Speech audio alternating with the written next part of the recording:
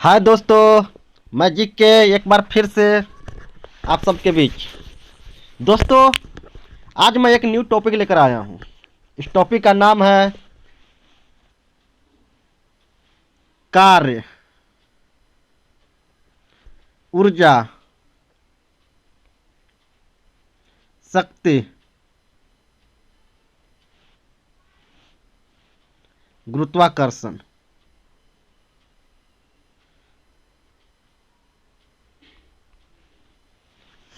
दोस्तों, इस कार्य, ऊर्जा, शक्ति और गुरुत्वाकर्षण से एग्जाम में बार बार प्रश्न पूछे जाते हैं। किसी भी एग्जाम में, या पीसीएस का हो, या एसएससी का हो, या रेलवे का हो, जो भी एग्जाम हो, इस टॉपिक से हमेशा क्वेश्चन रहते ही हैं। ठीक है दोस्तों, तो आइए इस टॉपिक से क्वेश्चन क्या क्या बन सकते हैं एक बार चर्चा कर लेते हैं। आइए शुरू करते हैं। पहला क्वेश्चन है, डायनेमो। डायनेमो रूपांतरित करता है यांत्रिक ऊर्जा को विद्युत ऊर्जा में, विद्युत ऊर्जा को यांत्रिक ऊर्जा में, सोलर ऊर्जा को विद्युत ऊर्जा में, रासायनिक ऊर्जा को विद्युत ऊर्जा में, या उपर्युक्त में एक से अधिक, या कोई भी नहीं। बीपीएससी का फेवरेट क्वेश्चन है। बीपीएससी इस टाइप के क्वेश्चन बहुत पूछता है, और भी पीसीएस एग्जाम में ऐसा क्वेश्चन बार बार देखने को मिलता है। डायनेमो रूपांतरित करता है। आइए दोस्तों चर्चा करते हैं। दोस्तों, डायनेमो यांत्रिक ऊर्जा को विद्युत ऊर्जा में रूपांतरित करता है।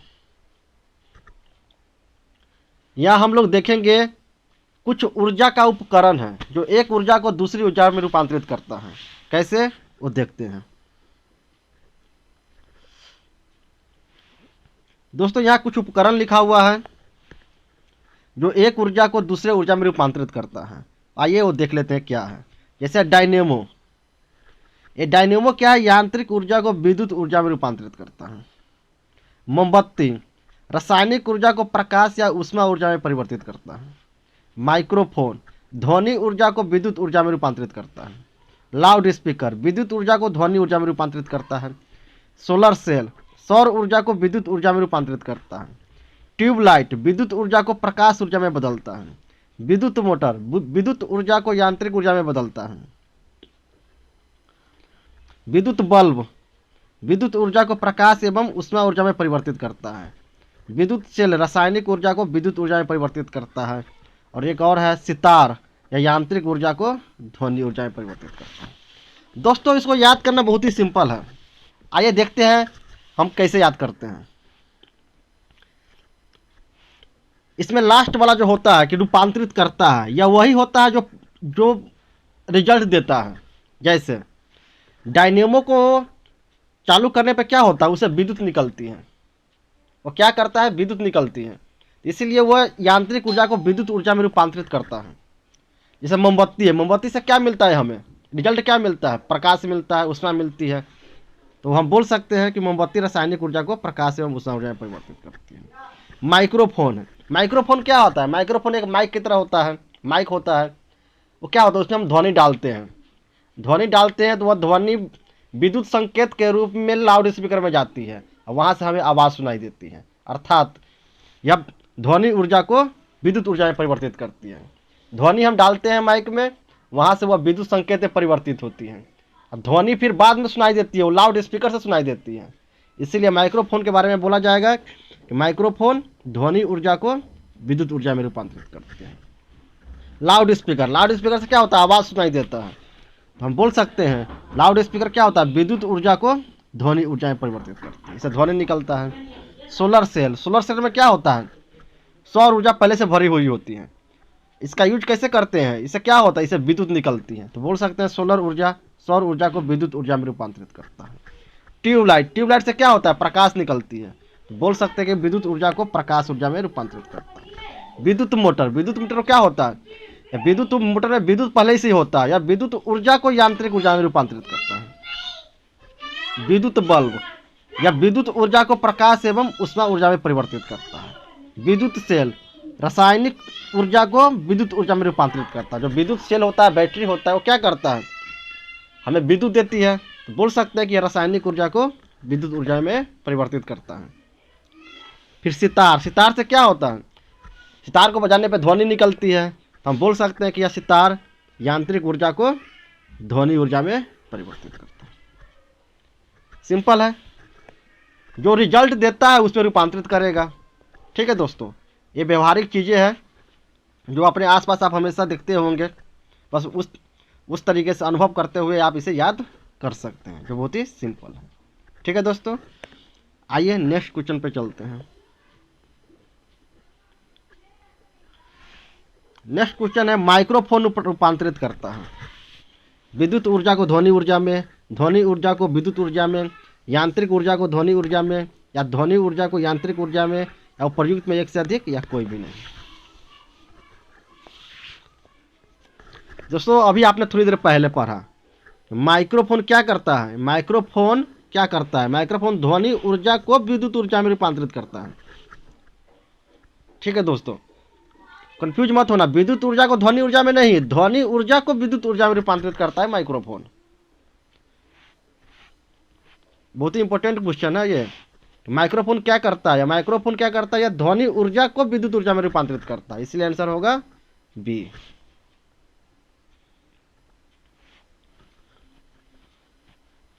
नेक्स्ट क्वेश्चन बहुत ही इंपॉर्टेंट क्वेश्चन है दोस्तों ये।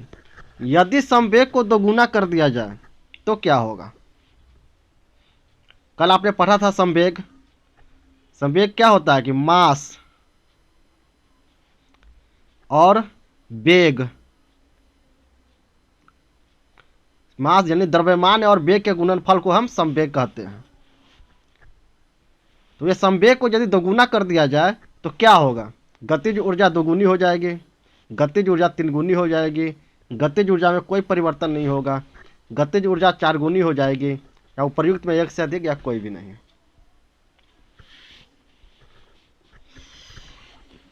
आइए दोस्तों इसका आंसर की चर्चा करते हैं।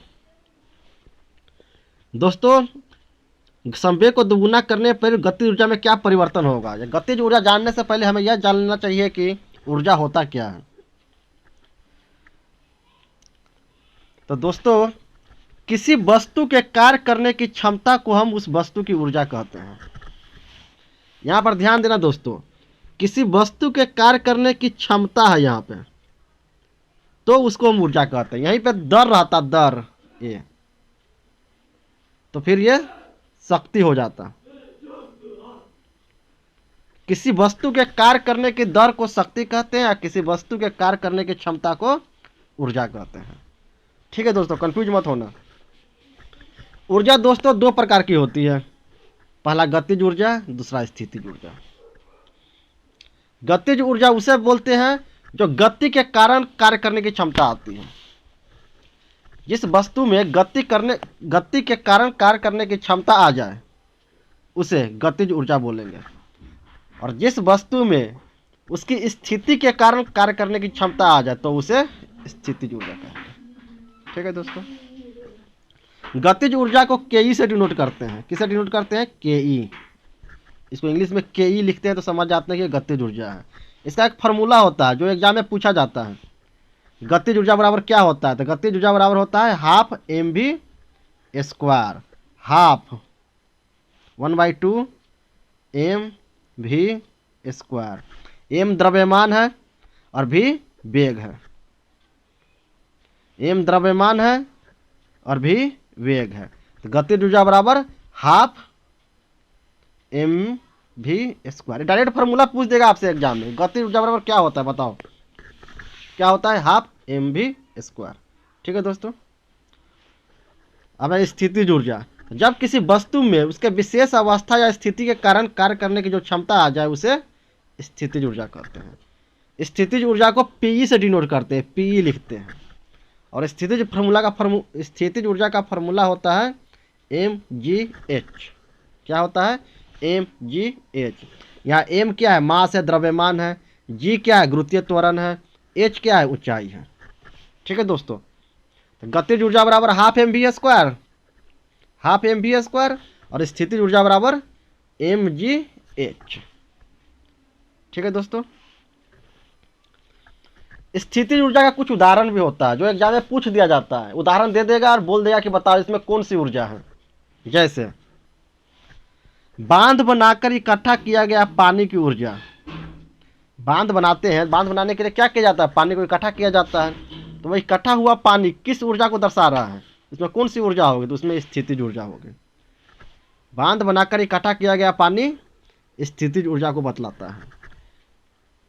घड़ी के चाबी में, घड़ी का जो चाबी होता है उसमें क्या है, उसमें जो संचित ऊर्जा होता है वो कौन सी ऊर्जा है, वह भी स्थितिज ऊर्जा है। तनी हुई स्प्रिंग या कमानी की ऊर्जा, उसमें भी स्थितिज ऊर्जा है। ठीक है दोस्तों, यहाँ पे हमने 3 उदाहरण देखा। बांध बनाकर इकट्ठा किया गया पानी की ऊर्जा, घड़ी के चाबी में संचित ऊर्जा और तनी हुई स्प्रिंग की ऊर्जा, ये तीनों में स्थितिज ऊर्जा होती है। ठीक है दोस्तों, अब है संवेग एवं गतिज ऊर्जा में संबंध, जिससे आपका प्रश्न अभी पूछा गया है कि संवेग को दोगुना कर दिया जाए तो गतिज ऊर्जा क्या हो जाएगी। तो दोस्तों संवेग और गतिज ऊर्जा में एक संबंध होता है। गतिज ऊर्जा बराबर होता है p² / 2m, p²/2m। ये p संवेग है, क्या है, संवेग, ठीक है। m द्रव्यमान है, द्रव्यमान। ठीक है दोस्तों, अर्थात गतिज ऊर्जा बराबर होता है संवेग का स्क्वायर, संवेग का स्क्वायर बटा 2 गुने द्रव्यमान या m। ठीक है दोस्तों, तो अब क्वेश्चन पूछ रहा है कि यदि संवेग को दोगुना कर दिया जाए, यदि संवेग को दोगुना कर दिया जाए तो गतिज ऊर्जा 4 गुनी हो जाएगी, क्योंकि संवेग में स्क्वायर लगा होता है। ऐसे है, संवेग का स्क्वायर बटा 2m। अभी संवेग को 2 गुना कर दिया जाए, अर्थात यहाँ पे 2 लिख दिया जाए, तो क्या होगा रिजल्ट, 2 दूना 4, तो गतिज ऊर्जा क्या हो जाएगी, 4 गुना। ठीक है दोस्तों, यहीं पे यदि कहता है कि संवेग को यदि 3 गुना कर दिया जाए तो क्या हो जाएगा, 3 का स्क्वायर, अर्थात गतिज ऊर्जा हो जाएगा 9 गुना। संवेग को यदि 6 गुना कर दिया जाए तो हो जाएगा गतिज ऊर्जा 36 गुना। संवेग को 9 गुना कर दिया जाए, संवेग को 9 गुना कर दिया जाए तो गतिज ऊर्जा 81 गुना। बस जितना संवेग करेगा, जितना गुना करेगा उसका स्क्वायर कर देना है। ठीक है दोस्तों, ऊर्जा के संबंध में एक लास्ट बात और है, ऊर्जा संरक्षण का नियम। ठीक है दोस्तों, तो ऊर्जा को दोस्तों ना तो उत्पन्न की जा सकती है ना ही नष्ट की जा सकती है। जी दोस्तों, ऊर्जा ना तो उत्पन्न की जा सकती है और ना ही नष्ट की जा सकती है, यह केवल एक रूप से दूसरे रूप में परिवर्तन की जा सकती है। अर्थात विश्व की संपूर्ण ऊर्जा का परिमाण स्थिर रहता है, यही ऊर्जा संरक्षण का नियम है। ठीक है दोस्तों, ऊर्जा संरक्षण का नियम क्या है, ऊर्जा ना तो उत्पन्न की जा सकती है ना नष्ट की जा सकती है, ऊर्जा केवल एक रूप से दूसरे रूप में परिवर्तित हो जाती है, यही ऊर्जा संरक्षण का नियम कहलाता है। अर्थात विश्व की संपूर्ण ऊर्जा एक परिमाण में हमेशा स्थिर ही रहता है। ठीक है दोस्तों, आपने क्या क्या देखा ऊर्जा में, सबसे पहले आपने देखा अभी कि ऊर्जा होता क्या है। किसी वस्तु के कार्य करने की क्षमता को ऊर्जा कहते हैं।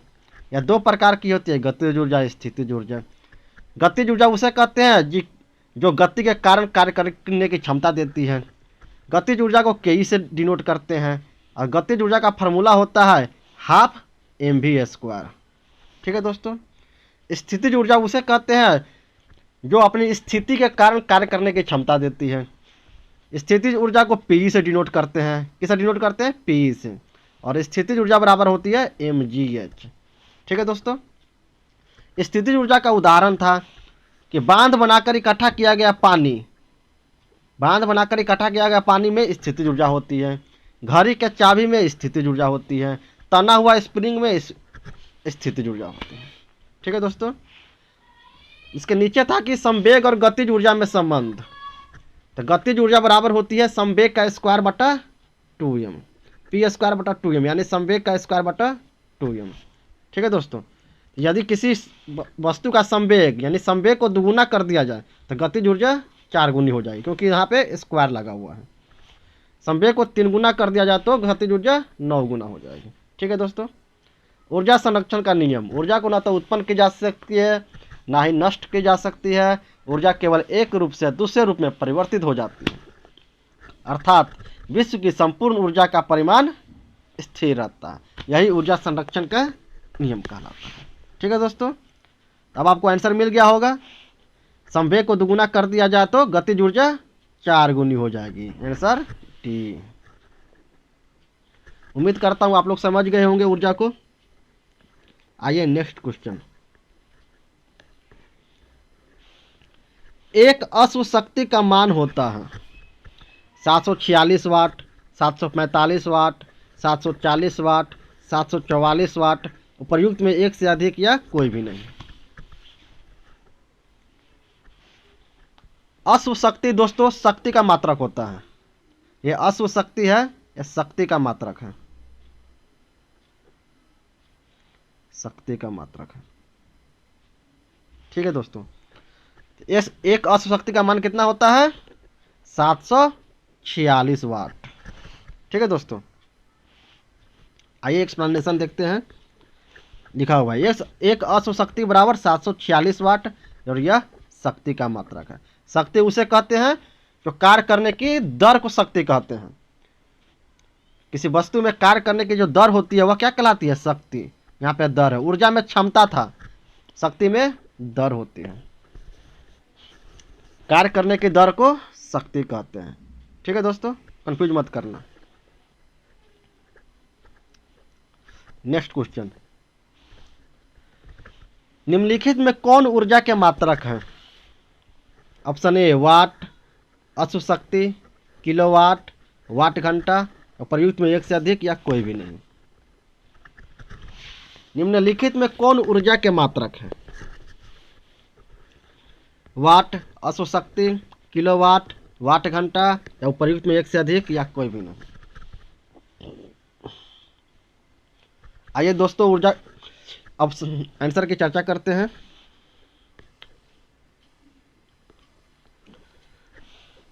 दोस्तों किसी वस्तु के कार्य करने की क्षमता को ऊर्जा कहते हैं, तो आपने पढ़ रहा होगा। ऊर्जा एक अदिश राशि है। कैसी राशि है, अदिश राशि है। ठीक है दोस्तों, इसका एसआई मात्रक, ऊर्जा का जो एसआई मात्रक होता है जूल, वाट सेकेंड, वाट घंटा, किलो वाट घंटा।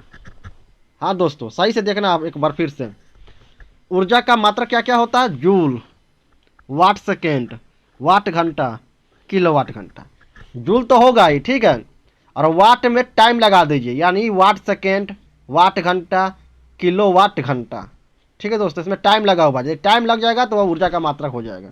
ठीक है दोस्तों, कार्य का भी ऐसा ही मात्रक यही होता है। कार्य का भी ऐसा ही मात्रक क्या होता है, कार्य का भी ऐसा ही मात्रक जूल होता है, वाट होता है, वाट सेकेंड होता है, सॉरी, जूल होता है, वाट सेकेंड होता है, वाट घंटा होता है, किलो वाट घंटा होता है। ठीक है दोस्तों, और वाट, अश्व शक्ति, किलोवाट, मेगावाट, यह शक्ति का मात्रक है। शक्ति का मात्रक हो गया वाट, अश्व शक्ति, किलोवाट, मेगावाट, ये शक्ति का मात्रक है। इसको याद करने का तरीका यही है कि ऊर्जा में एक टाइम लग जाता है। जैसे वाट है तो वाट सेकेंड, टाइम लग गया, यह ऊर्जा का मात्रक हो गया। ठीक है दोस्तों, वाट घंटा ऊर्जा का मात्रक हो गया, किलो वाट घंटा तो यह ऊर्जा का मात्रक हो गया। इसमें देखिए टाइम नहीं लगा होगा, सीधा है वाट या अश्व शक्ति या सीधा किलो वाट, इसमें टाइम नहीं लगा हुआ है, या डायरेक्ट मेगावाट। यदि टाइम ना लगा हो तो वह शक्ति का मात्रक, टाइम लग जाए सेकेंड या घंटा तो वह ऊर्जा का मात्रक। ठीक है दोस्तों, जो ऊर्जा का मात्रक होता है वही कार्य की मात्रक होता है। ठीक है दोस्तों, आप लोग समझ गए होंगे निम्नलिखित में कौन ऊर्जा का मात्रक है, तो हो जाएगा वाट घंटा। ये किलो वाट, अश्व शक्ति, वाट, ये सब क्या है, शक्ति का मात्रक है। ठीक है दोस्तों, आइए नेक्स्ट क्वेश्चन। गुरुत्व जनित त्वरण जी किस पर निर्भर करता है। गुरुत्व जनित त्वरण जी किस पर निर्भर करता है, वस्तु के रूप पर, आकार पर, द्रव्यमान पर, या विकल्प ए और बी दोनों, या प्रयुक्त में एक से अधिक या कोई भी नहीं। गुरुत्व जनित त्वरण जी किस पर निर्भर करता है।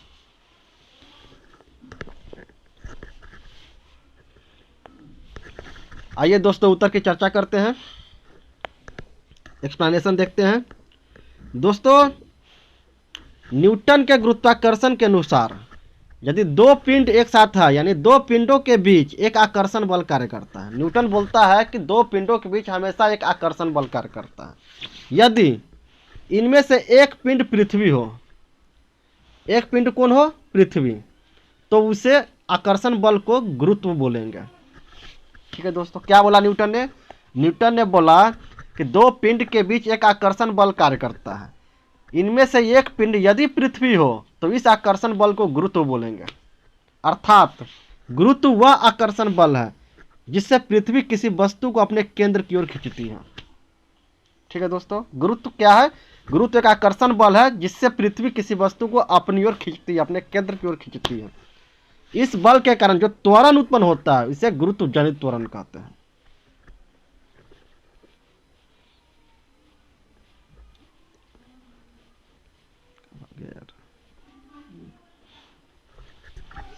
इस बल के कारण जो त्वरण उत्पन्न होता है उसे गुरुत्व जनित त्वरण कहते हैं। अर्थात गुरुत्व वह आकर्षण बल है जिससे पृथ्वी किसी वस्तु को अपने केंद्र की ओर खींचती है, और इस बल के कारण, पृथ्वी के आकर्षण बल के कारण जो त्वरण उत्पन्न होता है उसे गुरुत्व जनित त्वरण कहते हैं।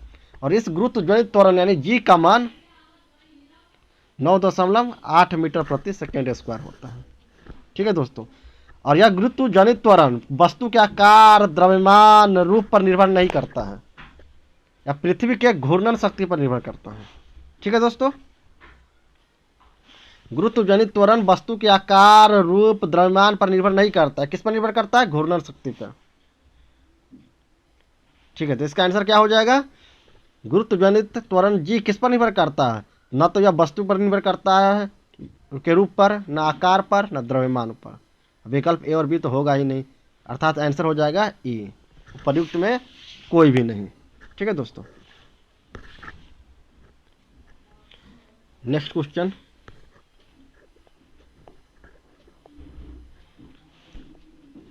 नेक्स्ट क्वेश्चन है गुरुत्व जनित त्वरण जी का मान न्यूनतम कहाँ होगा? गुरुत्व जनित त्वरण जी का मान न्यूनतम कहाँ होगा? ध्रुव पर, विषुवत रेखा पर, या 23.5 डिग्री उत्तरी अक्षांश पर, या 23.5 डिग्री दक्षिणी अक्षांश पर, या उपयुक्त में एक से अधिक या कोई भी नहीं।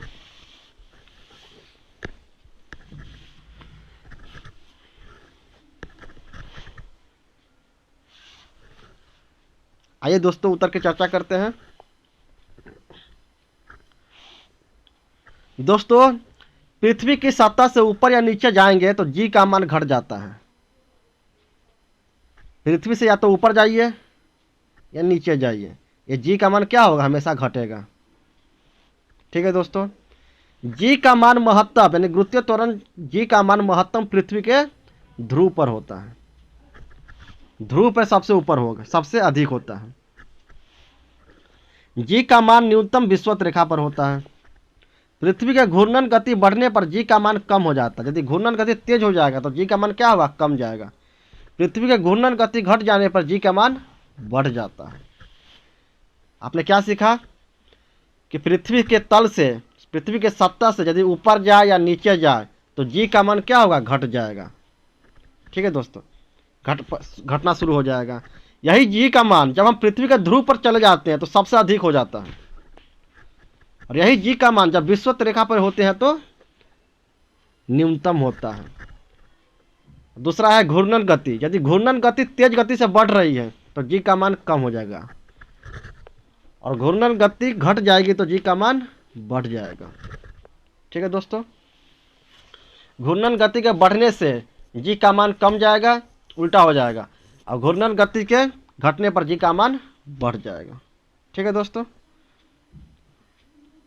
तो क्या था आपका क्वेश्चन कि गुरुत्व जनित त्वरण जी का मान न्यूनतम कहाँ होता है? न्यूनतम विषुवत रेखा पर होता है। ध्रुव पर अधिकतम, विषुवत रेखा पर न्यूनतम। ठीक है दोस्तों, ये ध्रुव पर अधिकतम होता है और न्यूनतम विषुवत रेखा पर। आइए नेक्स्ट क्वेश्चन।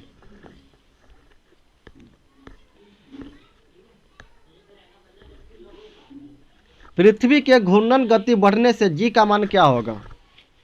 बढ़ जाएगा, कम जाएगा, अपरिवर्तित रहेगा, या पहले बढ़ता है फिर घटता है, और प्रयुक्त में एक से अधिक या कोई भी नहीं। दोस्तों अभी आपने पढ़ा, क्या होगा आंसर? पृथ्वी के घूर्णन गति बढ़ने से जी का मान कम जाता है, पृथ्वी के घूर्णन गति घटने से जी का मान बढ़ जाता है। यहाँ पे घूर्णन गति बढ़ रहा है तो जी का मान कम जाएगा, उल्टा हो जाएगा। ठीक है दोस्तों, एक्सप्लेनेशन देख लेते हैं। पृथ्वी के सतह से ऊपर या नीचे जाए तो जी का मान घटेगा। जी का मान महत्तम पृथ्वी के ध्रुव पर होता है, जी का मान न्यूनतम विषुवत रेखा पर होता है। पृथ्वी का घूर्णन गति बढ़ने पर जी का मान कम जाएगा, पृथ्वी के घूर्णन गति बढ़ने पर जी का मान बढ़ जाएगा। ठीक है दोस्तों, समझ गए? पूछता है, बार बार पूछता रहता है, जी का मान महत्तम कहाँ होगा, जी का मान न्यूनतम कहाँ होगा, घूर्णन गति कम जाए तो जी का मान क्या हो जाएगा, घूर्णन गति बढ़ जाए तो जी का मान क्या होगा, पूछता है एग्जाम में। ठीक है दोस्तों, अगला क्वेश्चन, जब लिफ्ट एक समान वेग से ऊपर या नीचे गति करता है तो लिफ्ट में स्थित पिंड के भार क्या होगा?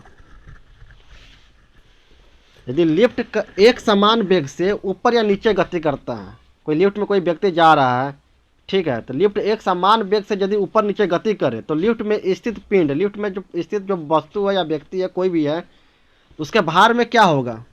उसका भार घट जाएगा, बढ़ जाएगा, कोई परिवर्तन नहीं होगा, या भार शून्य हो जाएगा, या उपर्युक्त में एक से अधिक या कोई भी नहीं।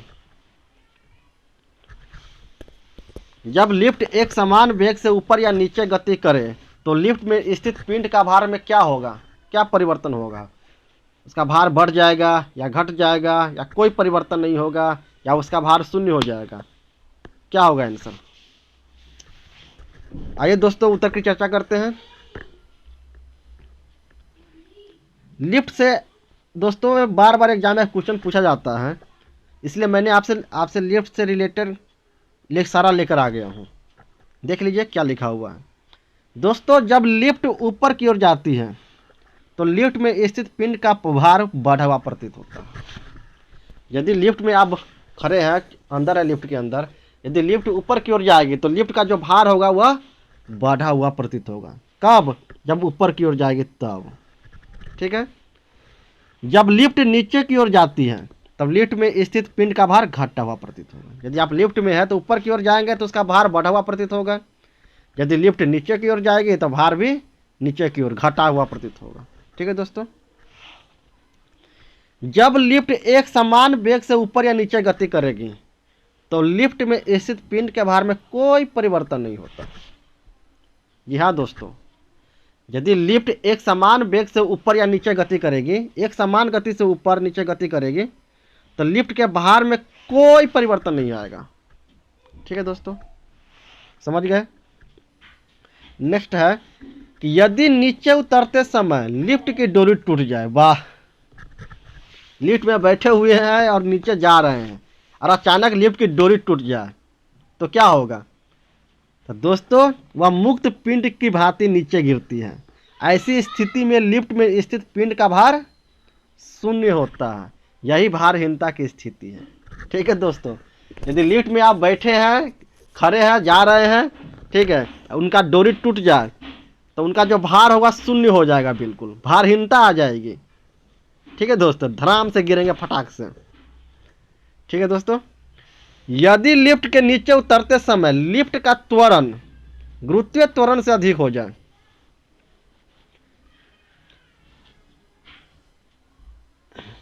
है कि यदि लिफ्ट के नीचे उतरते समय लिफ्ट का त्वरण गुरुत्वीय त्वरण से अधिक हो जाए तो लिफ्ट में स्थित पिंड उसकी फर्श से उठकर उसके छत से जा लगेगा। अर्थात यदि लिफ्ट से नीचे उतरते समय लिफ्ट का जो त्वरण है, लिफ्ट का त्वरण होगा, एक पृथ्वी का गुरुत्वीय त्वरण होगा, तो लिफ्ट का जो त्वरण है वह यदि गुरुत्वीय त्वरण से अधिक हो जाए, पृथ्वी के त्वरण से यदि अधिक हो जाए, पता है क्या होगा? लिफ्ट में स्थित पिंड, यानी लिफ्ट में यदि आप बैठे हुए हैं, खड़े हैं, उसके फर्श से खड़े हैं तो उसके फर्श से उठकर सीधा लिफ्ट का छत पे जाकर टकराएंगे और फिर नीचे गिरेंगे फटाक से। ये कब होगा? जब उसका गुरुत्वीय त्वरण, लिफ्ट का गुरुत्वीय त्वरण, लिफ्ट का त्वरण गुरुत्वीय त्वरण से अधिक हो जाए। ठीक है दोस्तों, तो आपने क्या देखा लिफ्ट के बारे में कि जब लिफ्ट ऊपर जाती है तो भार भी बढ़ जाएगा। लिफ्ट जब नीचे जाएगी तो भार भी घट जाएगा। लिफ्ट यदि एक समान वेग से ऊपर या नीचे गति करेगी तो लिफ्ट में स्थित पिंड का भार कोई परिवर्तन नहीं होगा। एक समान वेग से यदि ऊपर नीचे जाए तब। यदि नीचे उतरते समय लिफ्ट की डोरी टूट जाए तो उस लिफ्ट में बैठे व्यक्ति की भार जो है शून्य हो जाएगी। ठीक है दोस्तों। यदि लिफ्ट के नीचे उतरते समय लिफ्ट का त्वरण, जो लिफ्ट का त्वरण होगा वह यदि गुरुत्वीय त्वरण से अधिक हो जाए तो लिफ्ट में स्थित पिंड उसकी फर्श से उठकर उसके छत से जा लगेगा। आप सीधा ऊपर उठ जाएंगे फर्श से, नीचे सतह से, और उसके ऊपर वाले छत से ठाक से लगेगा। ठीक से दोस्तों, आप समझ गए। इसका आंसर क्या हो जाएगा? जब लिफ्ट एक समान वेग से ऊपर या नीचे गति करता है तो लिफ्ट में स्थित पिंड के भार कोई परिवर्तन नहीं होगा। Answer C. आइए नेक्स्ट क्वेश्चन पे चलते हैं। लास्ट क्वेश्चन है। क्वेश्चन है पलायन वेग का मान क्या होता है? 11.2 किलोमीटर प्रति सेकेंड, 11 किलोमीटर प्रति सेकेंड, 9.8 किलोमीटर प्रति सेकेंड, 9.5 किलोमीटर प्रति सेकेंड, उपर्युक्त में एक से अधिक या कोई भी नहीं। पलायन वेग का मान कितना होता है? आइए दोस्तों उत्तर की चर्चा करते हैं। सबसे पहले जानेंगे कि पलायन वेग होता क्या है। तो दोस्तों पलायन वेग एक न्यूनतम वेग है, एक ऐसा न्यूनतम वेग है जिससे किसी भी पिंड को पृथ्वी की सतह से ऊपर की ओर फेंका जाए तो वह गुरुत्वीय क्षेत्र को पार कर जाती है। अर्थात यदि किसी वस्तु को इस पलायन वेग से पृथ्वी की सतह पे अब है, ठीक है, उस वस्तु को पलायन वेग की दर से यदि फेंकते हैं ऊपर की तरफ, आसमान की तरफ, ठीक है, तो वह गुरुत्वीय क्षेत्र को, पृथ्वी की गुरुत्वीय जो क्षेत्र है वो पार कर जाएगी और पृथ्वी पर कभी वापस नहीं आएगी। पृथ्वी के लिए पलायन वेग का मान 11.2 किलोमीटर प्रति सेकेंड होता है। अर्थात पृथ्वी तल से किसी वस्तु के 11.2 किलोमीटर प्रति सेकेंड से ऊपर किसी भी दिशा में फेंका जाए तो वस्तु फिर पृथ्वी तल पर वापस नहीं आएगी। ठीक है दोस्तों। पलायन वेग वह न्यूनतम वेग होता है जो किसी पिंड को इस वेग से पृथ्वी की सतह से ऊपर की ओर फेंकेंगे तो वह जो वस्तु है पृथ्वी की गुरुत्वीय क्षेत्र को पार कर जाएगी। ठीक है दोस्तों।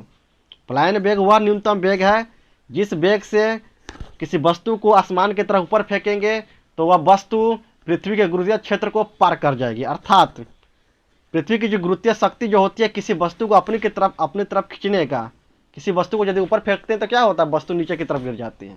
लेकिन यदि इस पलायन वेग की दर से यदि फेंकेंगे, अर्थात 11.2 किलोमीटर प्रति सेकेंड की दर से किसी वस्तु को ऊपर की तरफ फेंकेंगे तो वह वस्तु नीचे कभी नहीं आएगी, क्योंकि वह वस्तु पृथ्वी के गुरुत्वीय क्षेत्र को पार कर जाती है।